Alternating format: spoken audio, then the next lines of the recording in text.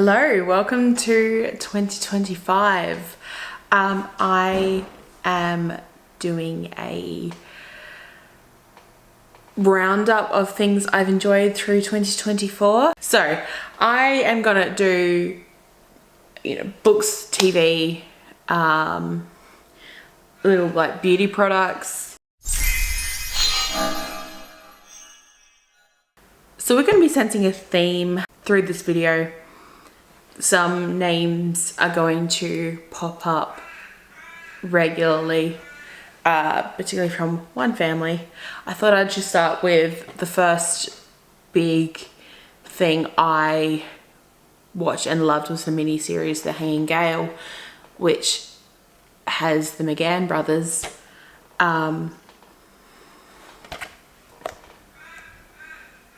Joe, Paul, Mark and Stephen.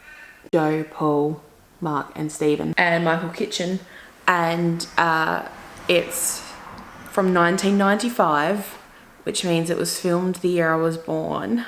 I turned 30 this last year. It was filmed the year I was born. So it was filmed in 1994. It came out in 1995.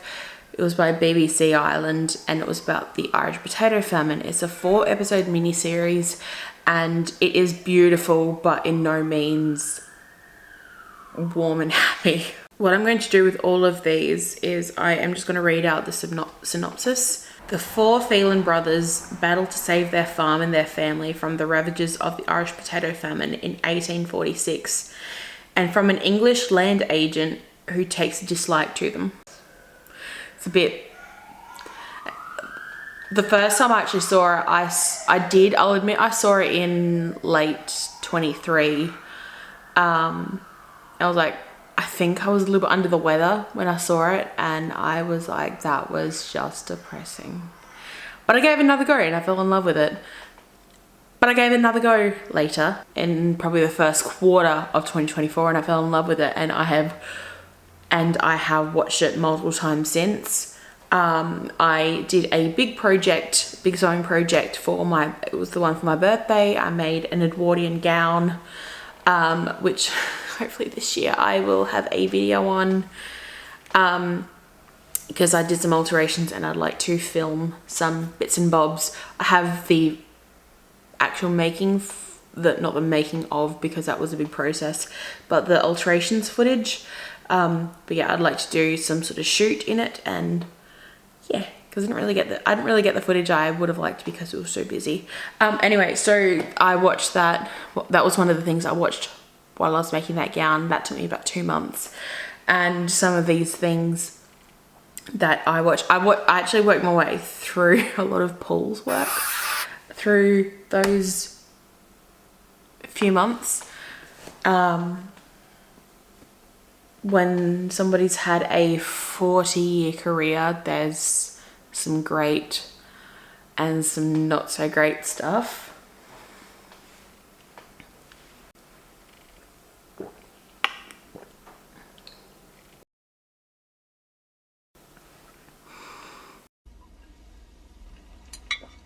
Have you got soup? Why didn't I get any soup? Coffee. Yeah, that's one of my favorite things. Lost Boys and Fairies. I had to Google it so it stars Fry. Is it Sean Daniel Young? He's a Welsh actor. I'm so sorry. I don't want to brutally mispronounce his name. I will go back and if that was incorrect, I will do a phonetic subtitle of the pronunciation of his name. I've been a fan of Fry for a really long time, probably about 10 or so years, probably back from his Les Mis days. So that one. Queer performance artist extraordinaire Gabriel and his partner Andy long to adopt a child. However, trouble in the past threatens to derail the process and jeopardize their future. So, it was beautiful. I cried, I laughed. Now there's no need to be embarrassed, boys. You've been through our sex drawer. Well, I didn't know it was your sex drawer till I opened it, did I? Point is, if I can find your treasure, so can you. It also has the amazing Maria Doyle Kennedy. The Commitments, Outlander, Downton Abbey. They're the, well, I think she was an episode called The Midwife actually, but yeah, she did a lot. She's had a really long career. She played Fra's mum in the show. I can't really describe it that much more. I just loved it so much. I have spoken about this on my channel before. My Lady Jane. I watched it twice in a few weeks. That's how much I loved it. Sorry. I need my glasses. I think that's why I'm struggling to read it so much. I'm kidding myself when I try to read something without my glasses. Stay humble, friends. Lady Jane Grey and her husband Guildford lived during the reign of Edward, son of Henry VIII. She unexpectedly finds herself crowned queen overnight and becomes a target of criminals who want her throne and her head. That show is so much fun. It's funny. It is based on a set of books by Brodie Ashton, Cynthia Hand and Jodie Meadows. Yeah, it's funny. It's like I know that Bridgerton sort of made it popular, but having some modern dialogue in a period piece I actually find quite funny. And there's been quite a few shows since that have done it. Modern music, like she's riding a horse, like, you know, rock music, and it's funny. I started watching it when I was packing up. I think the night before I left my previous house and was moving into this house, and then I watched it in the few days after moving into this house. I have a home now. But then I think a few weeks later I started watching it again, working on a shift that I made, which is on my channel, which is the one that I mentioned this for. Yeah, it's definitely one of my favorite things that I've seen this year. It was pure joy. Chaos. Another, I wouldn't say period piece, but a show about Greek mythology set in a modern setting. A darkly comedic and contemporary reimagining of Greek mythology, exploring themes of gender politics, power and life in the underworld. 6 humans learn that they are component parts of an ancient prophecy. It's got Jeff Goldblum as Zeus and Janet McTeer as Hera. There's quite a few recognisable faces that pop up, including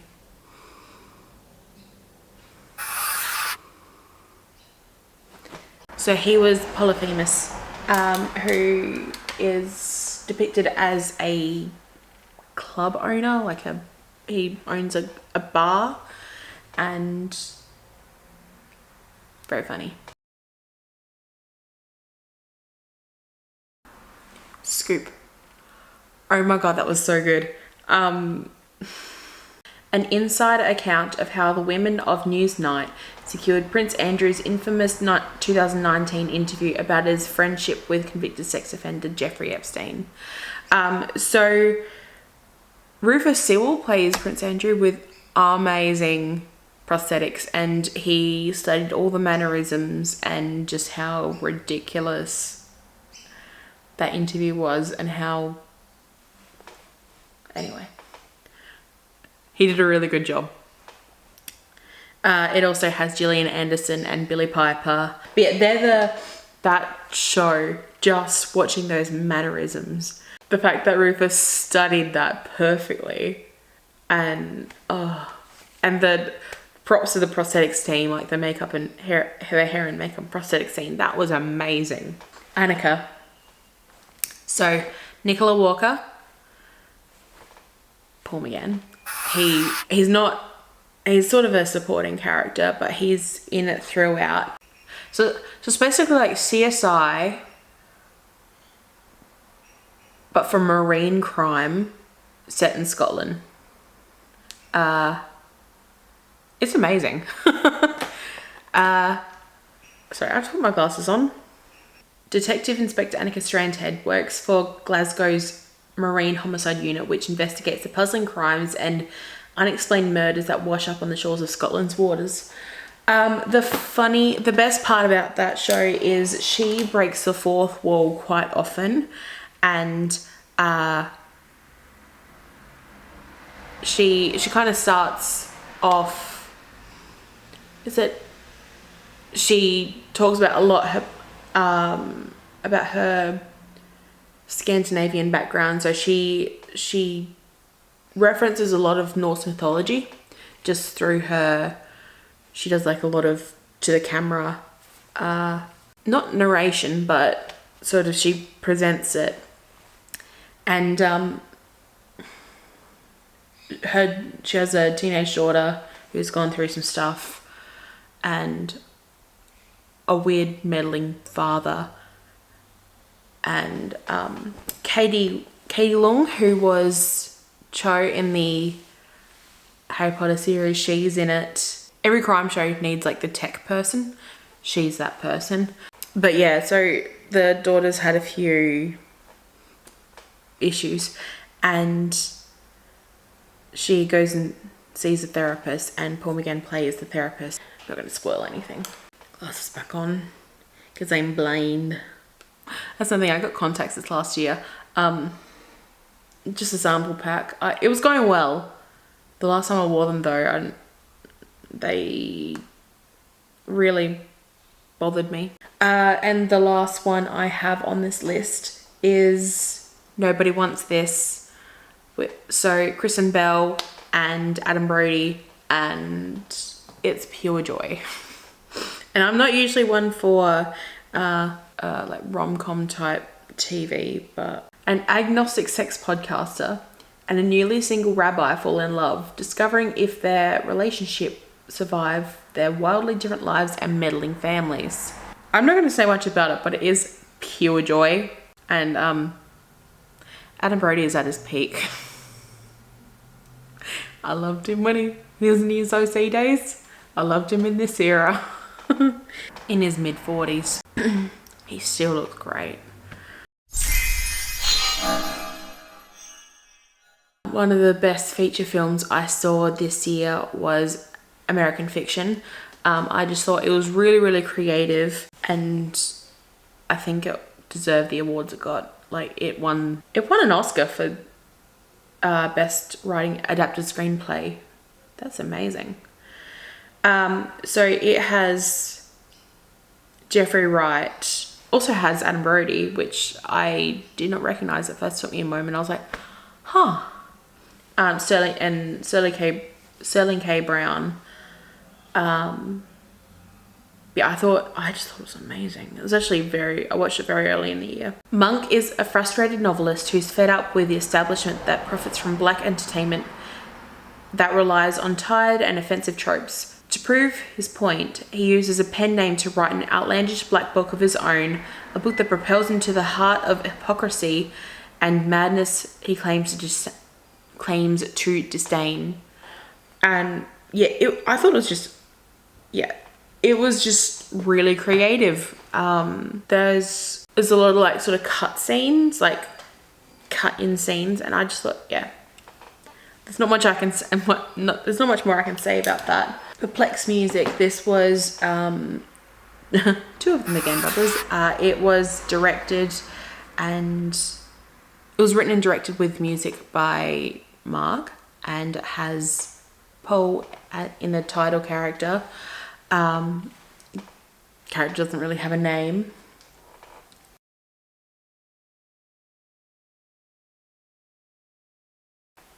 Let me see if there's a synopsis for it. Perplex Music is a short film about a man's journey through grief. It explores a part of people's lives that is surprisingly underrepresented in films. This film manages to do this without any didactic elements or passing judgment, which results in the moving sincerity that will resonate the viewer. Yeah, I've watched that a handful of times, and there's a song that plays throughout that was also written by Mark. It was Stephanie Grace Kennedy, and so there's a busker throughout that he encounters a handful of times, and she plays the busker, so she's singing the song almost like a theme song throughout. I am going to move away from television now, and just the rest probably won't take me too long to get into. I'm just going to talk about like beauty products that I have liked this year. This one is something that you only use every so often, probably once every few months. This is the Luxe Lash Lift Set, and it is a do-it-at-home kit for lash lifts. I don't wear a lot of makeup anymore. I think I actually just turned 30 and can't be bothered. Don't even wear it to work. I will do it if I family gatherings and things like that. But if I'm going out, I glam up. But yeah, on a day-to-day basis, I don't have I just don't want to do it anymore. But yeah, this I thought just add a little bit extra, and because I don't wear mascara very often, I just like the idea of having some nice fluffy lashes, because my lashes are quite straight. But yeah, it has multiple boxes. The Perm Lotion, the Fix Lotion, and the Nourish Lotion has lift pads, and they have 3 sets. So if you want like a small curl, if you want like a big curl, and if you want like, and you got a lash comb. This is the adhesive and the applicators. I think it's amazing, and it cost me about $60, but I thought it was fine. For makeup setting powder, this is the MAC Studio Fix Pro Set and Blur, and I think it's amazing. I've bought one and put in my kit, and then I've bought another one for myself because I go through, even though I don't wear makeup very often, I seem to go through powder pretty quickly. I was using the Viseart one last year a lot, but I just found it was too hard to, it was expensive, the shipping took a long time, and like when I need a powder, I want a powder. So this is the MAC one, and there's a near me, there's a place where I can get MAC products discounted, the cosmetics store. I think it's Estee Lauder brands, but this one's really good. Makes my skin feels nice. And I think I probably spoke about them last year, but I'm going to talk about them again. These are, except for this round one, that's Colourpop, but these are all Viseart shadows. I am wearing, I have them in some from like this one that came in a set, like this set, this collection here up to about here, these smaller ones. These came in a collection. I think these ones here came in a collection. These came in, they tend to come in either 12 or 4s. So they're not cheap, but they're good quality. And I'm wearing these two here, and this one, this pink sparkly one in the center. It's been a while since I've done a swatchy swatch.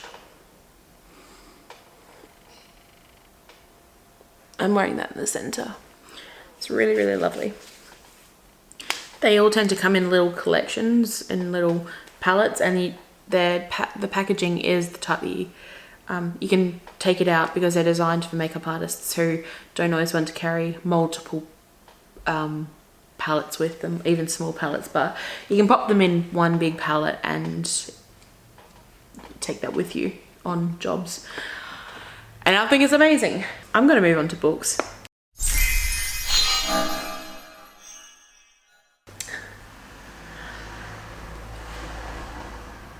Of course I did. And I'm also rereading it because I was traveling recently and I just wanted something familiar. This is Flesh and Blood, my history of my family is 7 sicknesses. It's actually in, I think it's a regional title. I think it's 7 maladies, which I think is a better title personally. And Stephen wrote it.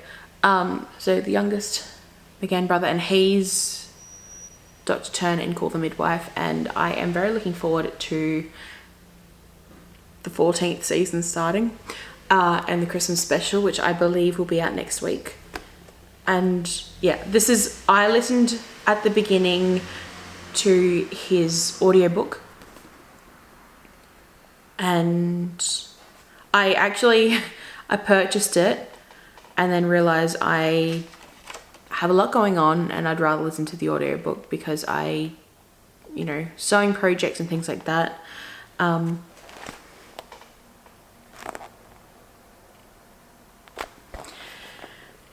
But yeah, this was a lovely book. So his family started kind of similarly. Came to Liverpool from Ireland during the time of the potato famine, and Liverpool was squalor at that time, and still was really until the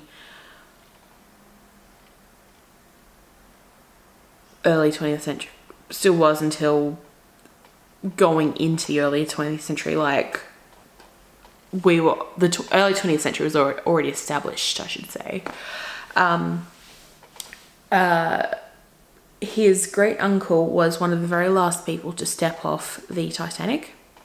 He was a trimmer who would take the coal down to the fireman, who would then put the coal into the furnaces for the steam for the actual ship to travel. So he'd collect the coal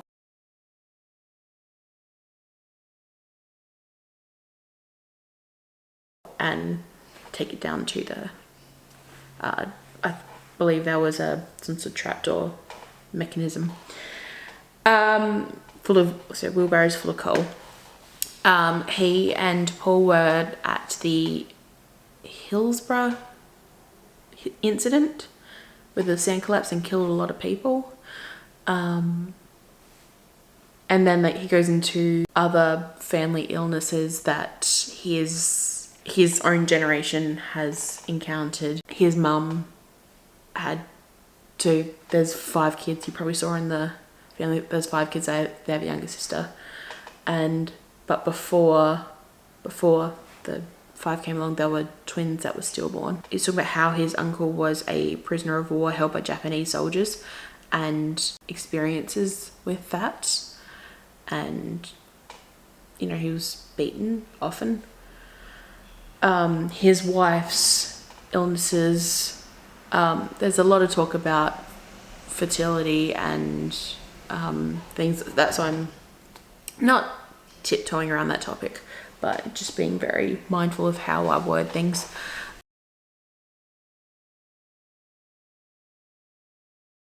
But it's most gorgeously written book. He's a very talented writer. So how it's structured is that, so he has a scientific communication degree or something like that. Anyway, I'll have to look that up. And so let me find an example. Exposure, this is the Titanic one.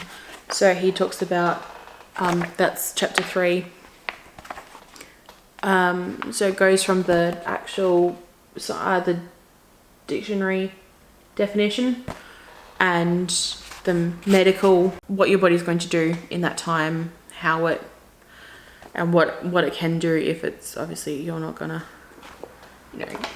hypothermia. Sorry, that was really badly spoken. And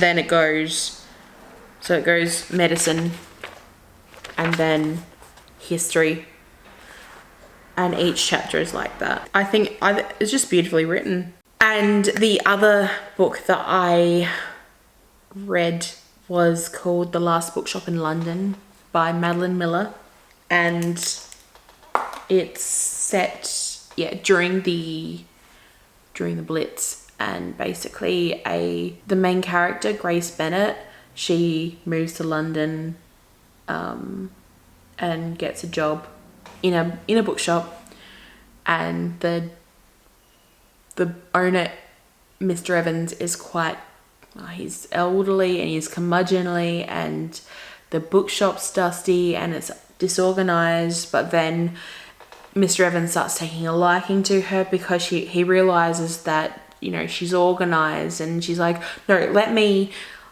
take stock, let me organize this, let me do what I can. So she and her friend moved to London, early 40s, from I can't remember the where they moved from, but of course this was at the time that where the Blitz began, and she gets a position as a AR warden, and she sees some horrific things, but in the end, as the title suggests, the shop that she works for was the one of the very last shops in London that still had it got hit, certainly, but it was one of the very last structures that wasn't completely demolished.